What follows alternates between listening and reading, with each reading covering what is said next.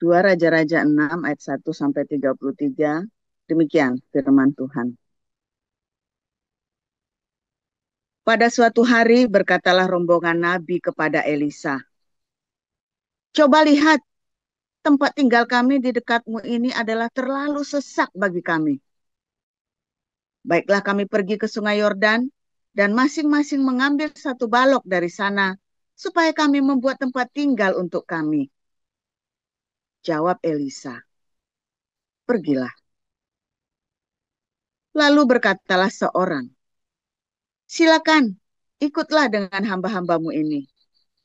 Jawabnya, "Baik, aku akan ikut." Maka ikutlah ia dengan mereka. Setelah mereka sampai di Sungai Yordan, mereka pun menebang pohon-pohon. Dan terjadilah, ketika seorang sedang menumbangkan sebatang pohon, jatuhlah mata kapaknya ke dalam air. Lalu berteriak-teriaklah ia, "Wahai tuanku, itu barang pinjaman." Tetapi berkatalah abdi Allah, "Kemana jatuhnya?" Lalu orang itu menunjukkan tempat itu kepadanya. Kemudian Elisa memotong sepotong kayu, lalu dilemparkannya ke sana. Maka timbullah mata kapak itu dibuatnya. Lalu katanya, "Ambillah." Orang itu mengulurkan tangannya dan mengambilnya. Raja negeri Aram sedang berperang melawan Israel. Ia berunding dengan pegawai-pegawainya. Lalu katanya, "Ke tempat ini dan itu haruslah kamu turun menghadang." Tetapi abdi Allah menyuruh orang kepada Raja Israel mengatakan, "Awas, jangan lewat dari tempat itu, sebab orang Aram sudah turun menghadang ke sana." Sebab itu Raja Israel menyuruh orang-orang ke tempat yang disebutkan abdi Allah kepadanya. Demikianlah Elisa memperingatkan kepadanya, supaya berawas-awas di sana, bukan sekali 2 kali saja. Lalu mengamuklah hati Raja Aram tentang hal itu. Maka dipanggilnyalah pegawai-pegawainya. Katanya kepada mereka, "Tidakkah kamu dapat memberitahukan kepadaku siapa dari kita memihak kepada Raja Israel?" Tetapi berkatalah salah seorang pegawainya, "Tidak, Tuanku Raja, melainkan Elisa, nabi yang di Israel. Dialah yang memberitahukan kepada Raja Israel tentang perkataan yang diucapkan oleh Tuanku di kamar tidurmu." Berkatalah Raja, "Pergilah melihat di mana dia, supaya aku menyuruh orang menangkap dia." Lalu diberitahukanlah kepadanya, "Dia ada di Dotan." Maka dikirimnyalah ke sana kuda serta kereta dan tentara yang besar. Sampailah mereka pada waktu malam, lalu mengepung kota itu. Ketika pelayan abdi Allah bangun pagi-pagi dan pergi keluar, maka tampaklah suatu tentara dengan kuda dan kereta ada di sekeliling kota itu. Lalu berkatalah bujangnya itu kepadanya, "Celaka tuanku, apakah yang akan kita perbuat?" Jawabnya, "Jangan takut, sebab lebih banyak yang menyertai kita daripada yang menyertai mereka." Lalu berdoalah Elisa, "Ya Tuhan, bukalah kiranya matanya, supaya ia melihat." Maka Tuhan membuka mata bujang itu, sehingga ia melihat. Tampaklah gunung itu penuh dengan kuda dan kereta berapi sekeliling Elisa. Ketika orang-orang Aram itu turun mendatangi dia, berdoalah Elisa kepada Tuhan, "Butakanlah kiranya mata orang-orang ini, Maka dibutakannya lah mata mereka sesuai dengan doa Elisa.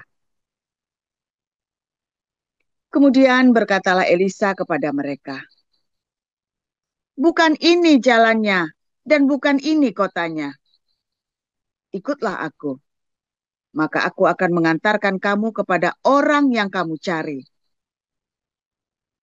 Lalu diantarkannya mereka ke Samaria. Segera sesudah mereka sampai ke Samaria, berkatalah Elisa, "Ya Tuhan, bukalah mata orang-orang ini, supaya mereka melihat."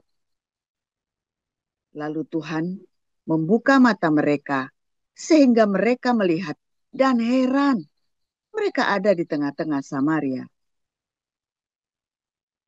Lalu bertanyalah Raja Israel kepada Elisa, tatkala melihat mereka,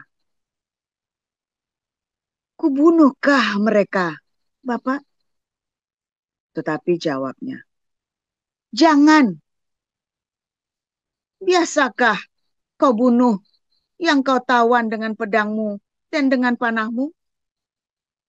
Tetapi hidangkanlah makanan dan minuman di depan mereka, supaya mereka makan dan minum, lalu pulang kepada tuan mereka." Disediakannya lah bagi mereka jamuan yang besar, maka makan dan minumlah mereka. Sesudah itu dibiarkannya lah mereka pulang kepada tuan mereka. Sejak itu tidak ada lagi gerombolan-gerombolan Aram memasuki negeri Israel. Sesudah itu Ben-Hadad, Raja Aram, menghimpunkan seluruh tentaranya lalu maju mengepung Samaria. Maka terjadilah kelaparan hebat di Samaria selama mereka mengepungnya, sehingga sebuah kepala keledai berharga 80 shikal perak dan seperempat kap tai merpati berharga 5 shikal perak. Suatu kali ketika Raja Israel berjalan di atas tembok, datanglah seorang perempuan mengadukan halnya kepada raja sambil berseru, "Tolonglah ya tuanku raja." Jawabnya, "Jika Tuhan tidak menolong engkau, dengan apakah aku dapat menolong engkau? Dengan hasil pengirikankah atau hasil pemerasan anggur?" Kemudian bertanyalah raja kepadanya, "Ada apa?" Jawab perempuan itu, "Perempuan ini berkata kepadaku, berilah anakmu laki-laki, supaya kita makan dia pada hari ini. Dan besok akan kita makan anakku laki-laki. Jadi kami memasak anakku dan memakan dia. Tetapi ketika aku berkata kepadanya pada hari berikutnya, berilah anakmu, supaya kita makan dia. Maka perempuan ini menyembunyikan anaknya. Tatkala raja mendengar perkataan perempuan itu, dikoyakkannya lah pakaiannya.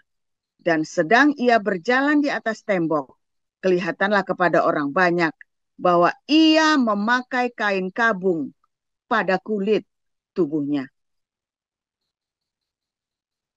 Lalu berkatalah raja, "Beginilah kiranya Allah menghukum aku, bahkan lebih daripada itu, jika masih tinggal kepada Elisa bin Safat di atas tubuhnya pada hari ini." Adapun Elisa duduk-duduk di rumahnya, dan para tua-tua duduk bersama-sama dia. Raja menyuruh seorang berjalan mendahuluinya, tetapi sebelum suruhan itu sampai kepada Elisa, Elisa sudah berkata kepada para tua-tua itu, "Tahukah kamu bahwa si pembunuh itu menyuruh orang untuk memenggal kepalaku? Awas-awaslah, apabila suruhan itu datang, segeralah tutup pintu dan tahanlah dia supaya orang itu jangan masuk. Bukankah sudah kedengaran bunyi langkah tuannya di belakangnya? Selagi ia berbicara dengan mereka, datanglah raja mendapatkan dia. Berkatalah raja kepadanya, sesungguhnya malapetaka ini adalah daripada Tuhan. Mengapakah aku berharap kepada Tuhan lagi? Demikian.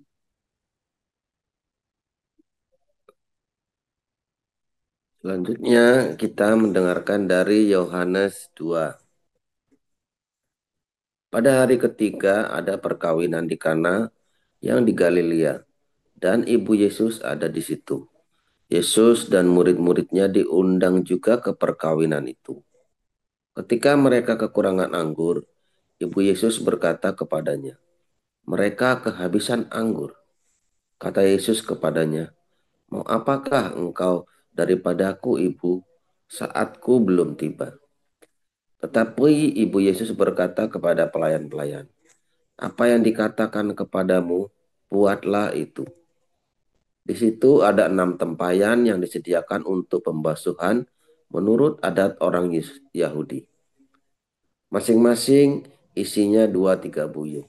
Yesus berkata kepada pelayan-pelayan itu, "Isilah tempayan-tempayan itu penuh dengan air." Dan mereka pun mengisinya sampai penuh. Lalu kata Yesus kepada mereka, "Sekarang cedoklah dan bawalah kepada pemimpin pesta." Lalu mereka pun membawanya. Setelah pemimpin pesta itu mengecap air yang telah menjadi anggur itu, dan ia tidak tahu dari mana datangnya, tetapi pelayan-pelayan yang mencedok air itu mengetahuinya. Ia memanggil mempelai laki-laki dan berkata kepadanya, "Setiap orang menghidangkan anggur yang baik dahulu, dan sesudah orang puas minum, barulah yang kurang baik. Akan tetapi engkau menyimpan anggur yang baik sampai sekarang." Hal itu dibuat Yesus di Kana yang di Galilea, sebagai yang pertama dari tanda-tandanya, dan dengan itu ia telah menyatakan kemuliaannya, dan murid-muridnya percaya kepadanya.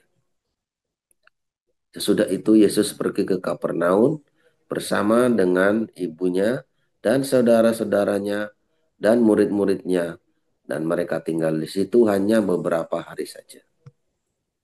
Ketika hari raya Paskah orang Yahudi sudah dekat, Yesus berangkat ke Yerusalem. Dalam bait suci didapatinya pedagang-pedagang lembu, kambing domba, dan merpati, dan penukar-penukar uang duduk di situ. Ia membuat cambuk dari tali lalu mengusir mereka semua dari bait suci dengan semua kambing domba dan lembu mereka. Uang penukar-penukar dihamburkannya ke tanah dan meja-meja mereka dibalikannya. Kepada pedagang-pedagang merpati ia berkata, "Ambil semuanya ini dari sini, jangan kamu membuat rumah Bapakku menjadi tempat berjualan." Maka teringatlah murid-muridnya bahwa ada tertulis, "Cinta untuk rumahmu menghanguskan aku." Orang-orang Yahudi menantang Yesus, katanya, "Tanda apakah dapat engkau tunjukkan kepada kami bahwa engkau berhak bertindak demikian?" Jawab Yesus kepada mereka, "Rombak bait Allah ini, dan dalam 3 hari aku akan mendirikannya kembali." Lalu kata orang Yahudi kepadanya, 46 tahun orang mendirikan bait Allah ini, dan engkau dapat membangunnya dalam 3 hari? Tetapi yang dimaksudkannya dengan bait Allah ialah tubuhnya sendiri. Kemudian sesudah ia bangkit dari antara orang mati, barulah teringat oleh murid-muridnya bahwa hal itu telah dikatakannya. Dan mereka pun percayalah akan kitab suci dan akan perkataan yang telah diucapkan Yesus. Dan sementara ia di Yerusalem selama hari raya Paskah, banyak orang percaya dalam namanya, karena mereka telah melihat tanda-tanda yang diadakannya. Tetapi Yesus sendiri tidak mempercayakan dirinya kepada mereka, karena ia mengenal mereka semua. Dan karena tidak perlu seorang pun memberi kesaksian kepadanya tentang manusia, sebab ia tahu apa yang ada di dalam hati manusia. Amin. Amin. Untuk firman Tuhan, terima kasih para lektor. Selanjutnya kita akan mendengar renungan firman Tuhan. Dan hari ini diberitakan oleh Pastor Paul dengan tema perkawinan di tanah. Silakan Pastor Paul. Haleluya, firman Tuhan selalu baru setiap hari. Ketika kita menantikan Tuhan dengan penuh pengharapan, dengan penuh cinta. Wah, saudara, eh, dingin tadi ini saya baru bangun tidur karena tadi apa namanya hujan salju, saudara ya. Tadi kan ada salju sedikit, dingin, enak tidur, saudara. Tumben saya tadi tidur ya, saudara. Eh, Ketika kita mengumpulkan segenap kekuatan kita mengarungi kehidupan, saudara. Seringkali kita memang pengennya kan kita terus-terusan ya, pengennya ya menang ya, pengennya ya bertahan. Kan saya selalu bilang harus bertahan, ayo kuat ya, pengennya bertahan, tapi udah nggak ada lagi yang buat bertahan. Orang pengennya bertahan, pengennya lari, saudara. Pengennya lari sekuat tenaga, tapi tenaganya sudah habis atau ya udah kakinya udah kepaduk-paduk, sudah karu-karuan. Maunya nyebrang lautan ya, tapi di tengah jalannya nafasnya sudah habis, ya kan? Bahkan kapalnya pun sudah bolong, sudah tenggelam semuanya. Ya, saudara ya, sama ya, pengen kerja, kapaknya nggak ada. Yang mau pesta menikah atau mau menikah, mau mempertahankan pernikahan, Pak. Tapi cintanya udah nggak ada, udah nggak cinta lagi. Mau kerja, Pak, tapi kapaknya sendiri kapaknya sudah ini ya, sudah jatuh ke dalam. Nggak bisa kerja lagi, nggak bisa ngurusin kita, nggak bisa bangun rumah nih. Kita mau melakukan sesuatu, udah nggak ada peralatannya. Ya, saya berapa kali mendengar ya dari kalian yang ada di Imbun Pagi ini ya. Pak, saya pengennya begini, tapi nggak ada begini, Pak. Pak, saya pengen begini, tapi nggak ada begini. Ya, bukan bukan kita menghina ya, saudara ya. Bukan kita menghina terus, wah kamu malas. Nggak juga. Belum tentu malas juga ya. Tapi sekadang memang kita nggak ada yang buat kerja. Seakan untuk mempertahankan sebuah pernikahan, udah nggak ada lagi apa yang mau dipertahankan. Seakan untuk melakukan pekerjaan-pekerjaan itu sudah nggak ada lagi dan nggak mungkin. Ya kan, sudah mustahil. Pokoknya semua mustahil. Siapa yang sedang dalam kondisi begitu, saudara? Mau mempertahankan pernikahan, tapi apalagi yang mau dipertahankan, Pak? Tidak ada lagi. Ya kan? Mau mempertahankan pekerjaan, itu nggak ada lagi. Nggak bisa. Mungkin mungkin dipecat malah ya. Waduh, kasihan ya. Kalau dipecat apalagi, kasihan. Atau mungkin Anda sudah bangkrut, bukan cuma bangkrut, Anda sakit, sudah nggak bisa mulai lagi. Tetapi kalau memang kita dalam kondisi seperti itu, saudara, ya, yang bisa kita lakukan kan teriak sama Tuhan, ya kan? Sudah Pak teriak Pak, dari jawab-jawab iya. Pada kenyataannya seringkali kita udah teriak saja nggak dijawab-jawab. Ya, sampai sudah habis kondisinya sudah terakhir, habis, habis sudah datang kepada Tuhan, sudah berdoa Pak, puasa, saudara, sudah Pak, sudah puasa, jarang ya, kondisi ini jarang. Saya jamin ya 99%, 99%. Ketika Anda dalam kondisi kayak tadi saya cerita, sebelum kamu habis-habisan Tuhan tolong, saudara. Ketika kamu mulai teriak sama Tuhan tiap malam yang merengkel, dia, Yesus, Yesus. Oh, saya jamin pasti 99%. Ya, pasti dijawab. Sampai Anda puasa, pasti dijawab. Tidak mungkin tidak, pasti dijawab. Dijawab yang baik, ya, artinya ada pertolongan maksudnya ya, bukan dijawab. Oh, doa kita jawabannya ada tiga. Apa namanya ya? Diterima, iya, tidak, atau ditunda. Nah, ya kan? Saudara, kalau kita lagi berdoa, jawabannya bukan iya, tidak, atau ditunda, saudara. Itu kan tebak hati, semua juga tahu kan. Anda nggak usah dikotbahin. Kalau kita berdoa jawabannya antara iya, kalau dikabulkan ya berarti iya jawabannya. Kalau tidak dikabulkan berarti tidak. Atau ditunda, mungkin nanti lama 20 tahun kemudian baru. Itu retorika, saudara. Saya mah kalau lagi mau berdoa, saya sudah tahu nih doanya dijawab apa enggak. Iya, kalau enggak kita ngapain berdoa? Kalau gitu ngapain berdoa? Anda tidak berdoa pun jawabannya ya pasti Anda akan lolos, enggak lolos, atau ya mungkin lolos tapi nanti. Iya enggak? Benar enggak? Ya kan, saya coba ya kemarin ada orang ngamuk-ngamuk ya saudara ya. Saya lagi cerita, ya saya, satu-satu saya lungsung ya saudara ya. Apa itu mengasihi Tuhan? Mengasihi Tuhan ya kita harus memuji Tuhan, menyanyi. Ya itu menyanyi, menyanyi, memuji Tuhan itu.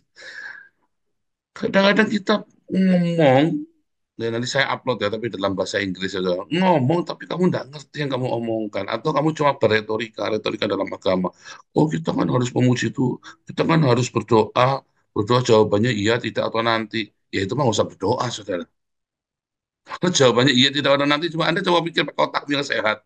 Jawabannya iya, tidak, atau nanti. Nggak usah berdoa, saudara. Ya enggak, ya, oh ngajarin enggak ada bener. Saya ngajari bener, supaya Anda itu jangan punya pengharapan yang kosong.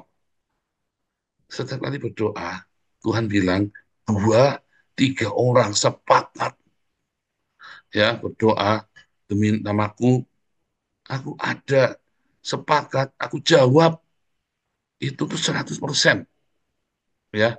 Suami, istri, anak, dijamin itu saudara. Dua, tiga orang ya sepakat meminta apapun dari dunia ini, dia akan dapat ya. Artinya dua, tiga orang itu suami, istri, dan anak. Dan lagi Tuhan berkata, kalau kamu tinggal di dalam aku di dalam kamu tinggal di dalam kasihku dan firmanku, cintaku tinggal di dalam kamu, remahku tinggal di dalam kamu, maka apapun yang kamu minta dan doakan, kehendaki, pasti akan dikabulkan. Ya kan? Kalau suami istri sepakat, kamu suami istri nggak sepakat, berantem yang nggak perlu. Saya ya, loh, suami istri saya dengan anak juga bertengkar, tapi kita bertengkar yang produktif, ya bukan bertengkar yang tidak perlu. Dan juga setelah itu ya tetap yang jangan sepakat. Kalau kita lagi bilang Jehovah Jireh nggak punya duit, Jehovah Jireh kita sepakat. Kalau kita bilang Jehovah Shalom sepakat. Datang jangan pasti datang.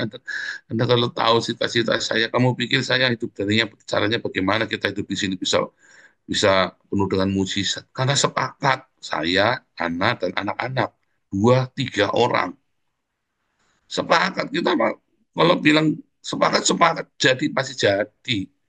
Yehi vihi ya dulu saya bilang yehi wa yehi, ternyata cara gramatikalnya bilang yehi vihi ya saudara ya. Sama ya, kalau kamu tinggal di dalam cintanya Tuhan Yesus dan remanya Tuhan Yesus tinggal di dalam kamu, apapun yang kamu kehendaki pasti terjadi. Kamu sudah tahu apa yang Tuhan mau soalnya. Jadi apapun yang kamu kehendaki pasti itu kehendaknya Tuhan. Kamu kudu sepakat, kamu kudu mengerti kehendaknya Tuhan. Sehingga kamu tahu yang kamu minta dan doakan itu karena ada cintanya Tuhan Yesus dan karena rema di dalam remanya Tuhan Yesus dalam hidupmu. Nggak mungkin Tuhan, aku minta punya istri tiga, itu bukan kehendak Tuhan, udah pasti kan, mesti tanya, saudara. Nggak usah pakai suara Roh Kudus, oh, Roh Kudus berkata, jangan, nggak mungkin. Tuhan, saya pengen beli Ferrari. Nah, Tuhan ini pasti bilang enggak, walaupun kamu punya duitnya, apalagi kamu menyicil, ya kan? Nah itu ya, saudara ya, kondisi-kondisi itu, ya, kalau kamu sudah merengkel sama Tuhan, 99% pasti dijawab. Ya, ada pertolongan. Yang membuat tidak ada pertolongan, ya, yang membuat tidak pertolongan, yang 1% itu, ya, ya karena kamu sebaliknya, saudara. Harusnya kamu sepakat, tapi kamu nggak sepakat. Harusnya kamu tahu kehendak Tuhan, ya, tapi kamu berdoa untuk memuaskan hawa nafsumu. Bahkan untuk sembuh pun, wah saya sakit, Pak, mau sembuh. Tapi kamu memuaskan hawa nafsumu, sembuhnya kamu itu bukan sembuh karena aku sembuh, dengan sesuatu hal yang visi yang fokus ya, ini aku sembuh, aku melakukan seperti ini, ya. Tapi sembuh lagi ngarang-ngarang dengan aku sembuh asik ya bisa Alexis ya. Aku mau sembuh. Biasanya kalau jam segini lagi duduk enak ya kalau saya lagi nggak sakit. Jam segini, waduh saya bisa mainan sama istri tetangga. Waduh saya nggak sembuh. Waduh saya bisa. Anganmu saja sudah nggak baik. Kamu seharusnya tahu, saudara, kamu sembuh itu mau apa. Nah itu sebenarnya 1% itu kamu tahu. Cuma kamu bohong. Kamu menipu dirimu sendiri. Iya kan? Beneran saudara ya. Pernikahanmu, pekerjaanmu, sakitmu, yang 1% itu kamu tahu sebenarnya anganmu itu apa, dan kamu tahu bahwa sebenarnya lebih baik kamu sakit, kamu tahu lebih baik kamu miskin, kamu tahu lebih baik aku nggak pegang duit hari ini, kamu tahu lebih baik hari ini aku dalam keadaan tertekan, supaya aku berdoa, supaya aku mau ke Alexis tadi baru berdoa ya, lagi pergumulan janganlah prihatin dulu, akhirnya kamu kan bikin prihatin terus sama Tuhan. Nah, itu yang 1%, saudara. Dan akhirnya kenyataannya kan kamu yang 1% itu kan. Iya, bener saya, saudara. Saya setelah ngerti rahasia itu, saudara ya. Angan saya pun, kenapa aku mau seperti ini? Ya, saya jujur, saya ketawa. Iya, Tuhan, kalau saya punya duit begini, saya nggak akan berdoa lagi. Kalau saya punya duit, mungkin saya akan kawin lagi. Misalnya itu ya. Kalau saya punya duit, mungkin saya akan begini, akan begitu. Ya punya, ya enggak, saudara. Aduh, saudara, saya mah jujur sama diri saya sendiri.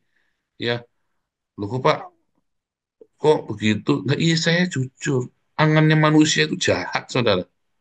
Tetapi ketika kita tahu ada remanya Tuhan Yesus di dalam hidup, ya, di dalam kita tinggal tetap dalam cintanya Tuhan Yesus dengan praktek. Jangan beretorika, lakukan.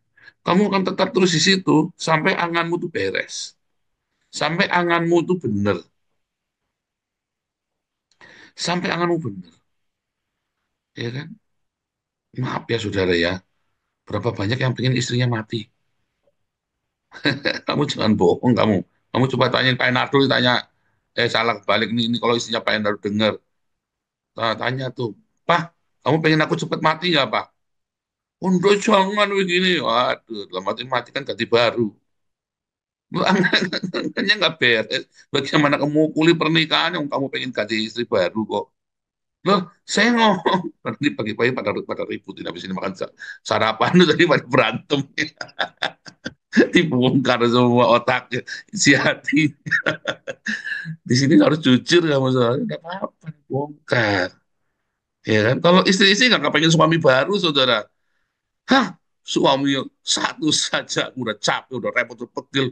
Suami baru, iya walaupun kaya pun nggak mau juga. Coba tanya. Kalau istri-istri nggak kepengen suami baru. Kalau suami-suami kepengen istri baru. Iya kan? Angan-angan itu kan. Kenapa? Oh, papa lu juga. Dulu, saudara. Sekarang enggak.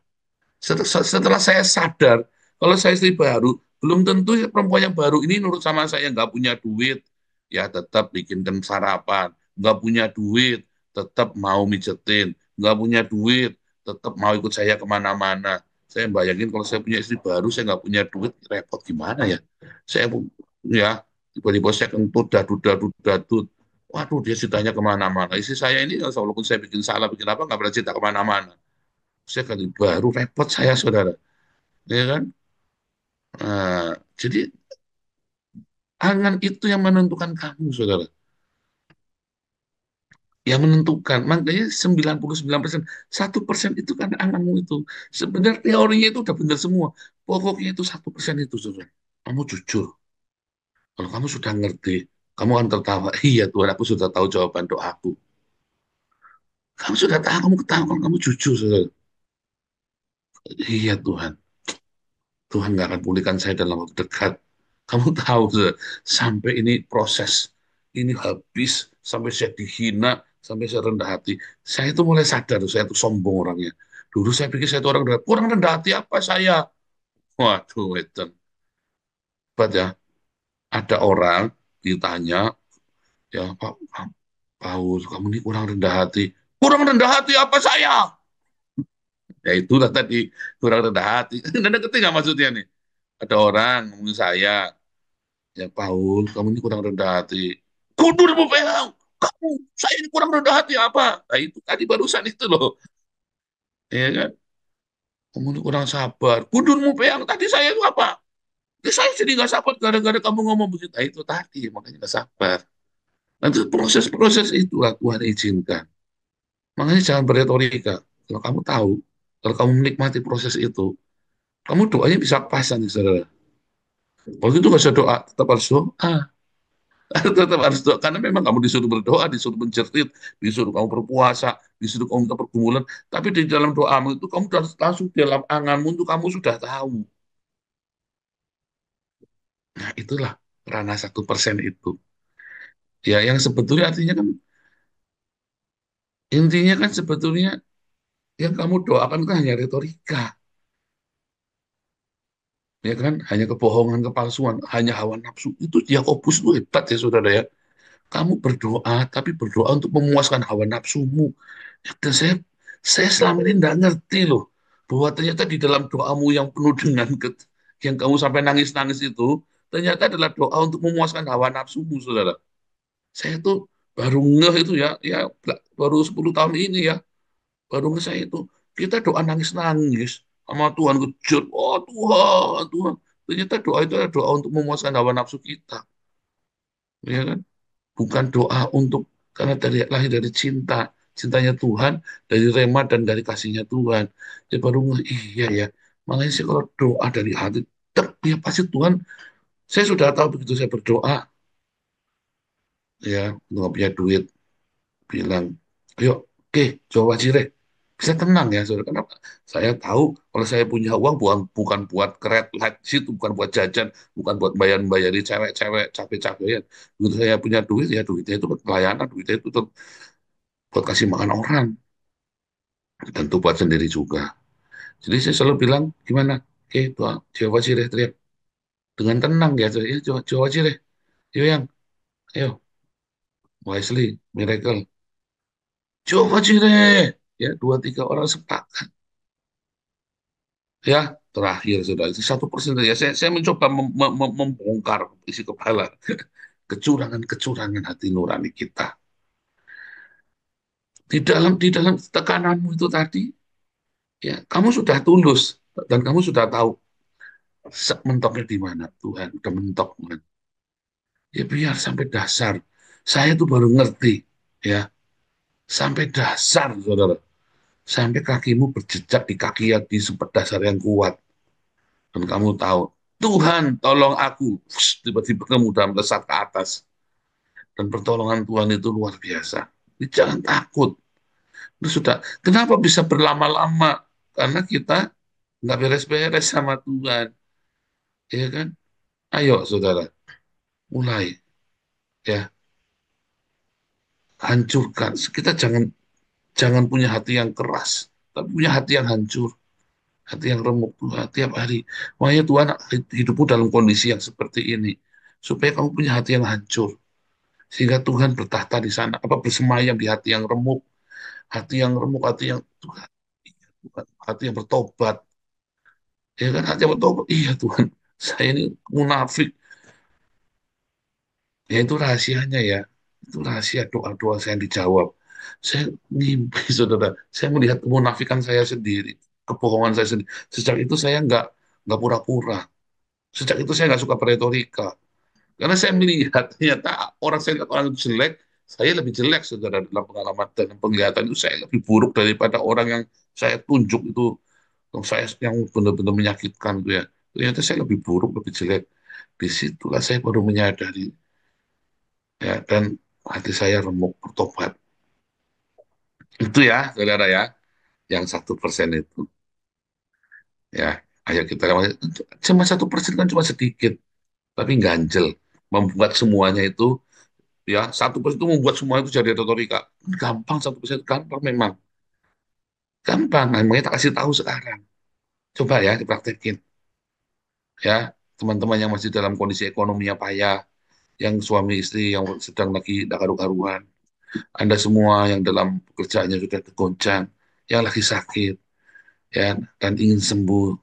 Ya, yang 1% itu coba, cuma cuma buka saja, ya, cuma buka, ya, dari sumber berkati.